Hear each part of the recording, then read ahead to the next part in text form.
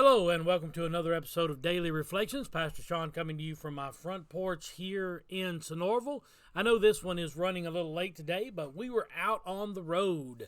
Sister Stephanie and I got up this morning. We dropped Shelby off at work and we decided to take a drive just through the area. And we drove all the way up through Dalton, all the way up to Gobbler's Knob in Varnell, and made the U-turn up there and came back through the countryside and just enjoyed a beautiful day out in the presence of God. And it reminded me of the story of Jacob and Esau. Jacob and Esau were separated apart from each other. They were miles and miles and miles away from each other, but all of a sudden when they got back together, they were at peace with each other. Jacob was so fearful, he was so scared that Esau was going to kill him, that Esau was going to destroy him because of what he had done to him as a young man by stealing his birthright and stealing his blessing and then running away from him. And so he was so terrified of that he set his family out in front of him, and he stayed back in the back and waited to see if Esau was going to destroy him or not. Now, what does that have to do with us riding around today? Family. Family is important. Family is the second most important relationship you should have on this planet. The first, of course, is your relationship with Jesus Christ, but your second relationship needs to be with your family, your spouse, your kids, your parents, your cousins, your brothers and sisters, your in-laws, whoever the case may be that is considered family for you. Those relationships are extremely, extremely important. And here we see Jacob. He and Esau had a falling out. And you may have done the same thing. You may have had a falling out with a brother, a sister, a sibling of some kind, and you haven't spoken for quite some time. We're in the middle of a global pandemic. We've been isolated for the last 6 or 7 weeks. I can't imagine a better time to rebuild a relationship than right now. Today is the day. Today's the day that you need to rebuild that bridge. You need to rebuild that relationship. You need to make that phone call. You need to send that text message and begin to build and rebuild that relationship. Now, my brother and I and my sister and I have a wonderful relationship. We've always gotten along fairly well, fairly well. And we have a great relationship, the three of us do. And we get together and we laugh, we cut up, and we have a good time.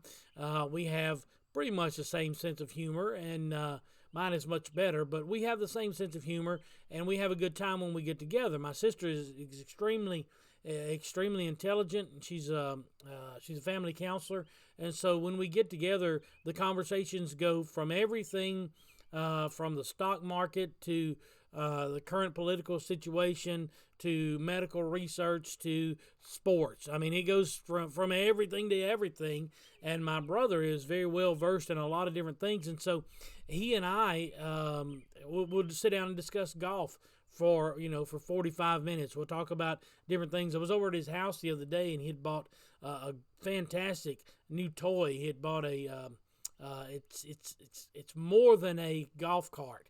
It's kind of a 4-wheel golf cart, and the thing is beautiful. And he and I sat there and had a great conversation about it. You'll see it next week. We're going to do some broadcasts from over at Uli's house, and you'll see the golf cart and the different things that we're going to do over there. It's going to be a lot of fun. And so we get together on occasions, and we have a great relationship. I can't imagine being estranged from my brother or my sister or my parents. I can't imagine that. My dad and I had a rough relationship when I was a teenager, when I was trying to figure out who I was, and we had kind of an estranged relationship there, and I regret that time that we were not speaking with each other. I regret that every day, and so I make it a point to give him a call once a week, twice a week. Sometimes we'll talk 4 or 5 times a week, and when we don't get to see each other at church, it bothers me.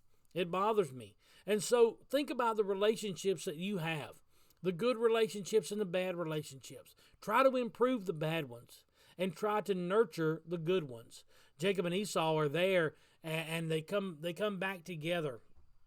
And they come back together right there outside of Peniel and Bethel, and they meet each other on the road. And what Jacob thinks is going to happen, Jacob thinks that that Esau is going to kill him. He thinks he's going to destroy him.